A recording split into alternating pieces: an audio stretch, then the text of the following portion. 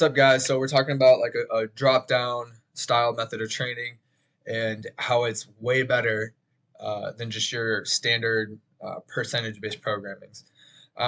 So this athlete right here, more of like my fitness slash bodybuilding style, and they're actually deep into a cut right now. So which is why I'm switching uh, styles of programming here. Excuse me.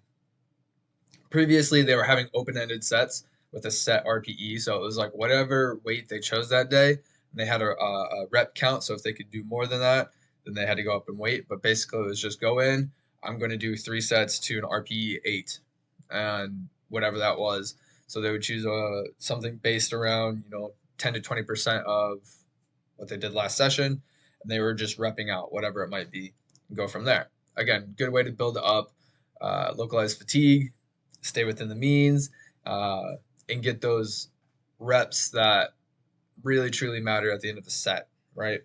But now, since we're deep in a cut, things are getting a little crazy.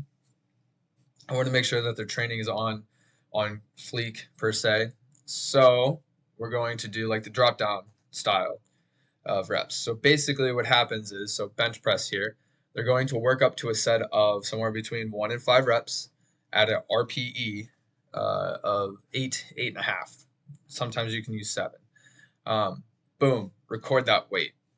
With this training platform that we use, it can now give us our estimated 1 rep max, which is awesome. Otherwise, I just have a Google Sheets calculator that you just put it in, and it's like this huge chart based off of your RPE and how many reps you did. So put that in. It gives you an estimated 1 rep max. Yes, it's nuanced. I know it's not perfect, but it's actually way better at judging kind of where you're at for that day in terms of your performance metrics, I guess you could say, your performance level for that day.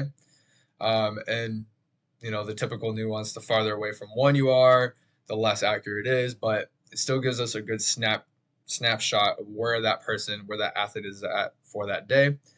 Boom, get your estimated 1 rep max, and then you do your drop downs or your back offs with 80% of that, or 80% of your 1 rep max. So, if you're doing straight 5s, you could, find yourself that you're right at the weight that you're at. Or maybe you overshot a little bit, whatever. It helps you accommodate to your perceived fatigue for that day. Yes, it's perceived fatigue, but that's probably the greatest indicator of fatigue and performance deficit or performance surplus for that day that is a viable means for the general population to have. Yes, there's like, you can get your lactic acid tested and stuff like that, but most people aren't going to have their ear pricked for blood sample and stuff like that. So, and basically you just complete the reps as is. So it's like I did 5 reps at 80% of my 1 rep max. And then you rate that RPE according to, that way, what gets measured gets managed, right?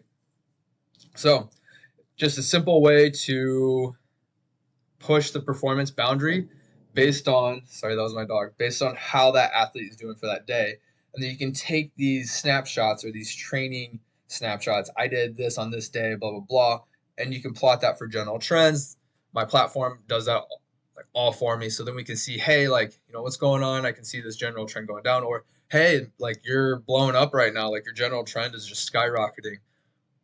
Whatever it might be, it's a good way to kind of just, our pin is here today, move it from there. It gives us more knowledge and more data to base the next training block or the next microcycle on. So that's like our drop-off method. So hope this helps. I highly recommend, intermediate lifters try it. I think novice lifters, that's a whole different story, but intermediate, advanced intermediate to even advanced athletes definitely could utilize this method with a lot of positivity, and I think it's more or less going to be a majority of how training will look for a lot of people, just because I think it's more accurate than your standard percentage-based programs.